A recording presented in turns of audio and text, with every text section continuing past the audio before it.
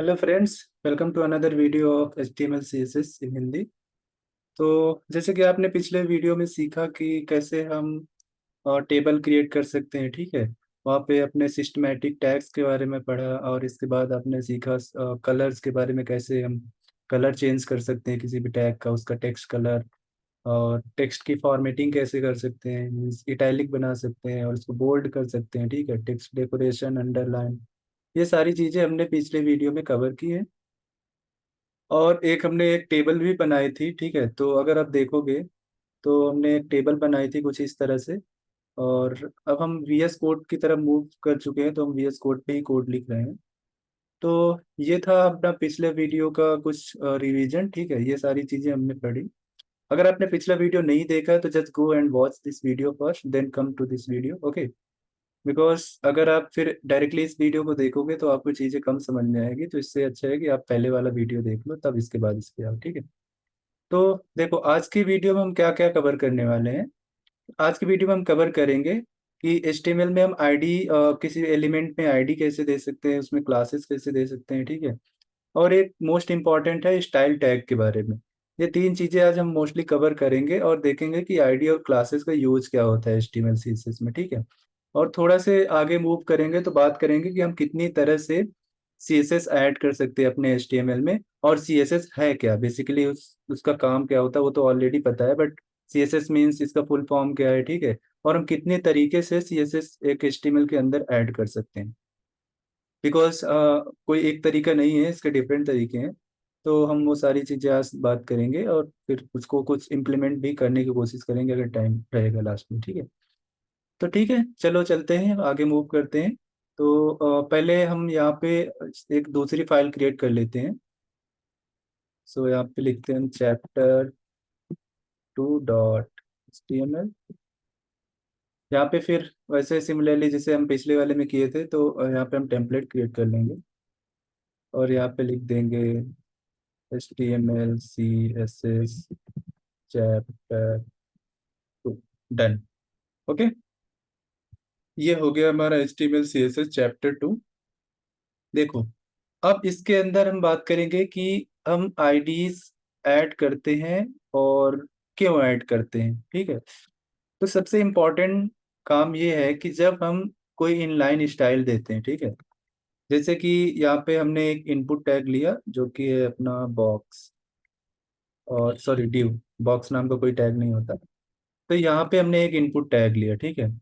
अब हम इसको कोई आईडी देना चाहते हैं क्योंकि हमें इस पे CSS देना है, बट यहाँ पे स्टाइल एट्रीब्यूट का यूज करके नहीं देना है, ठीक है। हमने जैसे अभी मैंने आपको बताया कि एक स्टाइल टैग होता है, ठीक है। ये तो एट्रीब्यूट था स्टाइल। अब हम टैग की बात करते हैं। जो टैग हमारा होता है इस मेटा टैग, सॉरी, इस हेड के अंदर, ठीक है। तो यहाँ पे हम उस टैग को लेते हैं स्टाइल करके। और ये स्टाइल में क्या होता है, ये स्टाइल में ही हम सारी CSS लिखते हैं, ठीक है। अब वो CSS हम इस पे कैसे लिख सकते हैं उसके बारे में बात करते हैं। तो CSS यहाँ पे हमें किसी भी एलिमेंट को टारगेट करने के लिए जिसमें हमें CSS लगाना है, उसके लिए या तो हम उस पे आईडी लिखते हैं या तो क्लास लिखते हैं, ठीक है। और भी तरीके हैं जिससे हम सिलेक्ट कर सकते हैं, बट आईडी और क्लासेस का मतलब ही यही होता है कि किसी एक पार्टिकुलर को एलिमेंट को टारगेट करें और उस पे हम कुछ CSS ऐड कर दें, ठीक है। सो ये काम होता है अपने आईडी और क्लासेस का। यहाँ पे हम ऐड कर सकते हैं आईडी, और आईडी के थ्रू हम किसी भी एलिमेंट को टारगेट कर सकते हैं यहाँ पे, ठीक है। तो इसलिए हम यहाँ पे आईडी और क्लासेस का यूज करते हैं। आगे चल के और भी यूजेस हैं आईडी और क्लासेस का। और सिर्फ एक यही तरीका नहीं है कि हम एक एलिमेंट को टारगेट कर सकते हैं आईडी और क्लासेस के थ्रू, ठीक है। और भी तरीके हैं, डायरेक्टली हम टैग के थ्रू भी टारगेट कर सकते हैं। जैसे कि अभी हम देखो, यहाँ पे हम कंपेयर करके आपको दिखाते हैं। लेट्स रन इट फर्स्ट, ठीक है। और पहले हम यहाँ पे एक हेडिंग टैग लेते हैं, ठीक है। तो एक हेडिंग टैग ले लेते हैं और यहाँ पे लिखते हैं heading 1। देन यहाँ पे फिर हम लिख लेते हैं, जैसे आप स्टाइल देते हो तो यहाँ से भी आप स्टाइल दे सकते हो। जैसे यहाँ पे आपको देना है बैकग्राउंड कलर ब्राउन, ठीक है। तो ये आपका बैकग्राउंड कलर यहाँ पे ऐड हो गया। अब सेम चीज आप यहाँ से भी कर सकते हो इसको, जैसे कि आप यहाँ पे टारगेट कर लोगे H1, ठीक है। मेक श्योर कि आप ये स्टाइल टैग के अंदर लिख रहे हो, ठीक है। यहाँ पे भी आप बैकग्राउंड कलर दे सकते हो, बैकग्राउंड कलर रेड। अब एक बात यहाँ पे देखो कि हमने जो यहाँ पे बैकग्राउंड कलर दिया है वो ना फॉलो करके ये पहले वाला ही फॉलो करता है। तो हमेशा प्रायोरिटी ये यहाँ पे इसकी ही दी जाएगी, ठीक है, इनलाइन स्टाइल की। और हम यहाँ पे इनलाइन स्टाइल क्यों नहीं लिखना चाहते, ठीक है, हम यहाँ पे ऐसे मूव क्यों कर रहे हैं? बिकॉज जब आपका काफी बड़ा वेब पेज हो जाएगा तो वहाँ पे बहुत सारी स्टाइल लिखनी पड़ेगी आपको, ठीक है। तो हर एक HTML के अंदर, टैग के अंदर स्टाइल लिखना, that is not a very good thing, that is not a very good practice. Because आप देखोगे बहुत ज्यादा कंफ्यूजिंग हो जाएगा और आपको फिर आगे चल के समझ में नहीं आएगा कहाँ पे हमने क्या किया। तो कोड को काफी ऑर्गेनाइज करने के लिए या काफी स्ट्रक्चर और वेल स्ट्रक्चर बनाने के लिए, ठीक है, ताकि आपको इन फ्यूचर कुछ फिक्सेस करने हो उसमें, तो उसके लिए फिर हम इसका यूज करते हैं स्टाइल टैग का, ठीक है। इसके अलावा भी एक दूसरा तरीका है, हम टोटल 3 तरीके से CSS ऐड कर सकते हैं। एक होता है अपना स्टाइल टैग के थ्रू, दूसरा होता है इनलाइन स्टाइल, इसको इनलाइन स्टाइल बोलते हैं जो हम टैग के अंदर लिखते हैं। और जो तीसरा होता है वो होता है CSS के थ्रू हम ऐड कर सकते हैं, CSS फाइल क्रिएट कर सकते हैं डिफरेंट। वो हम आगे की वीडियोस में सीखेंगे, ठीक है। अभी आप ये सीखो स्टाइल के अंदर हम कैसे CSS दे सकते हैं। क्लियर इतना? ठीक है। अब आगे बढ़ते हैं। अब आप अगर यहाँ पे देखोगे तो ये बैकग्राउंड कलर यहाँ पे ऐड नहीं हो रहा है, बिकॉज अगर देखो बात करें यहाँ पे, अब यहाँ पे एक चीज और पॉइंट आ रहा है स्पेसिफिसिटी का, कि जैसे आप स्टाइल ऐड कर रहे हो, ठीक है, तो मल्टीपल जगह पे आप स्टाइल सेम तरह के टारगेट करके ऐड कर रहे हो। तो आप कैसे पता चलेगा आपको कि किसकी प्रायोरिटी ज्यादा होगी, कौन सी CSS अप्लाई होगी? फॉर एग्जांपल कि अगर आपने मल्टीपल तरह से CSS ऐड करने की कोशिश की, जैसे कि पहले आपने CSS ऐड करने की कोशिश की टैग को सिलेक्ट करके, जैसे कि हमने यहाँ पे सिलेक्ट किया, ठीक है। टैग को सिलेक्ट करने की by tag, by tag, tag name, ठीक है। बाय टैग नेम अगर आप सिलेक्ट कर रहे हो,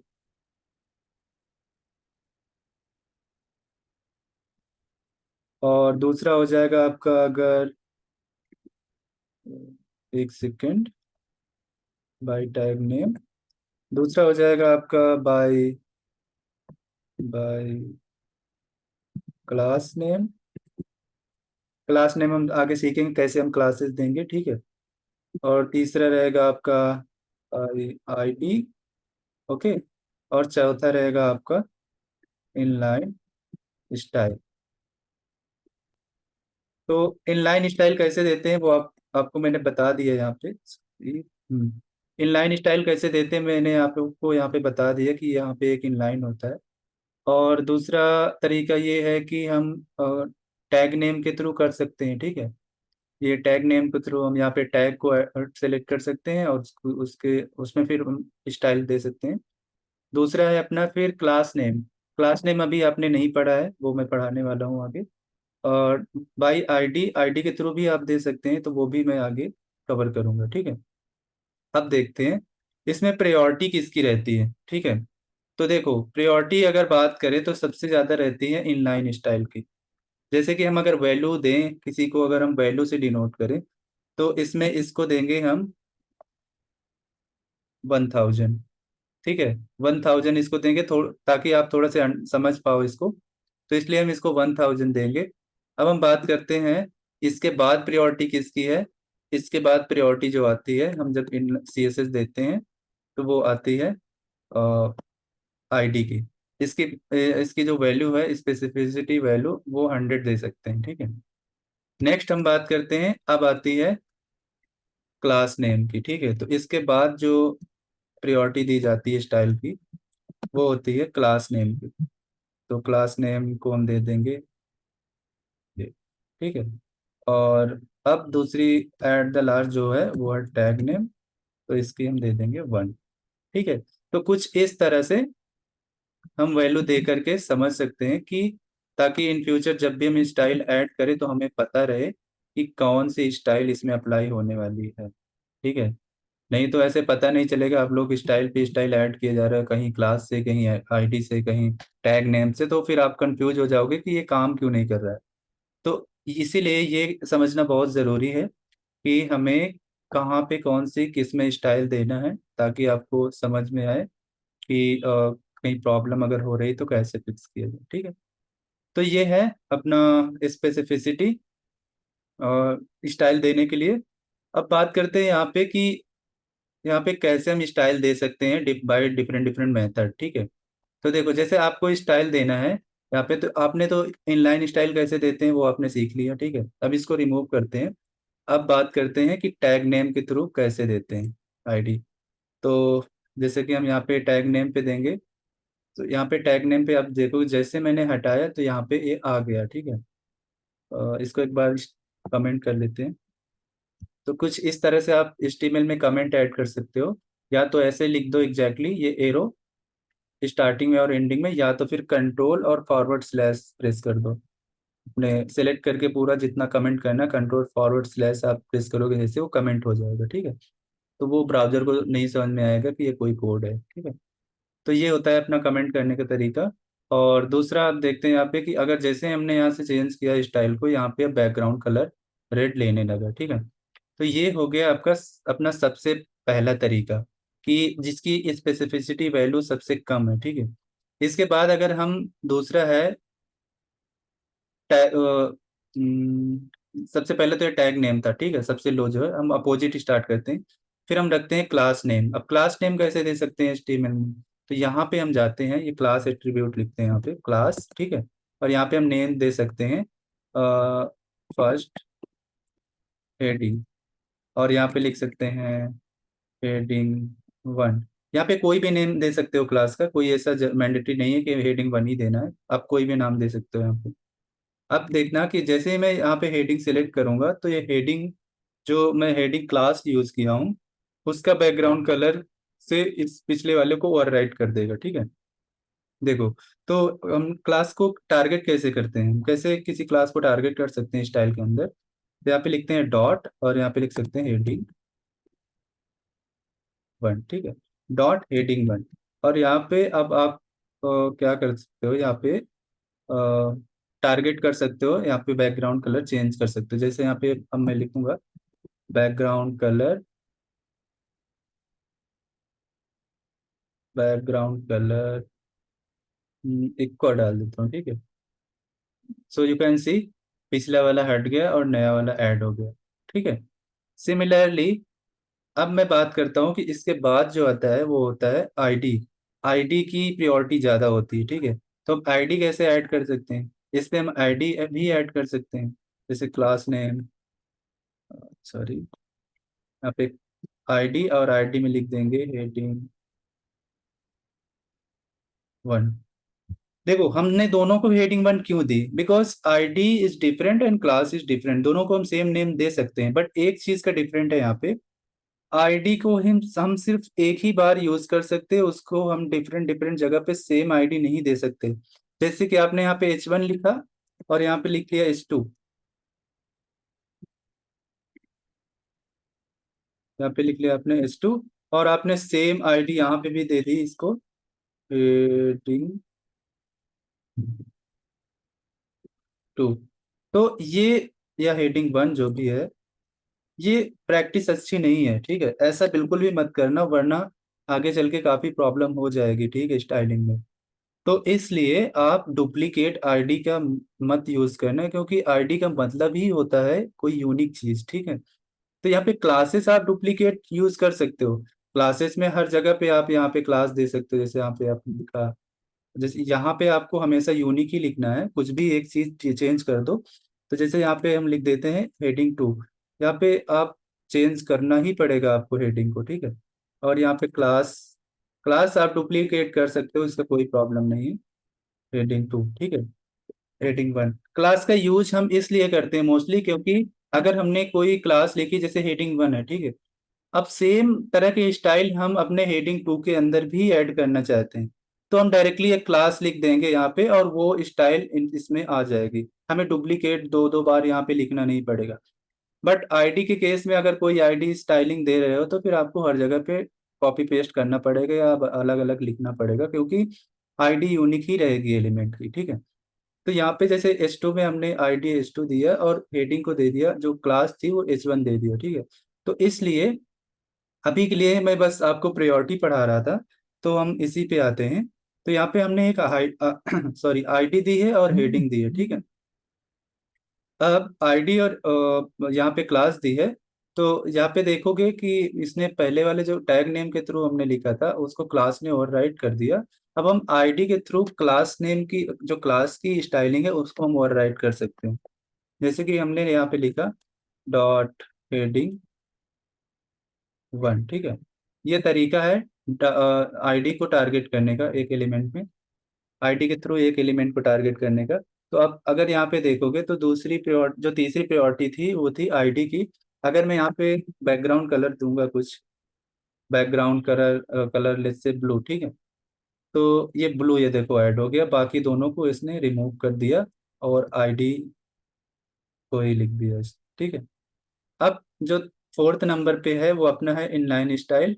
इनलाइन स्टाइल सबको ओवरराइड कर देगा, ठीक है। तो यहाँ पे अगर लिखोगे यहाँ पे आप यहाँ पे लिख सकते हो स्टाइल, और यहाँ पे लिख सकते हो बैकग्राउंड कलर, यहाँ पे लिख सकते हो इसको ये। तो अब देखोगे इसने सबको ओवरराइट कर दिया, ठीक है। तो इस तरह से आपको समझ में आएगा कि आपको जब स्टाइलिंग देनी है तो ये दिमाग में रखना है कि आप क्या यूज कर रहे हो, इसके अकॉर्डिंग ही स्टाइल देना है यहाँ पे। अदरवाइज फिर आप कंफ्यूज रहोगे, आपको पता नहीं चलेगा कि मैं यहाँ पे दे तो रहा हूँ स्टाइल बट ये काम क्यों नहीं कर रहा है ब्लू वाला। तो इसका मतलब ये है कि आपने कुछ ना कुछ इनलाइन स्टाइल में ही कर रखा है, इसलिए वो काम नहीं कर रहा है, ठीक है।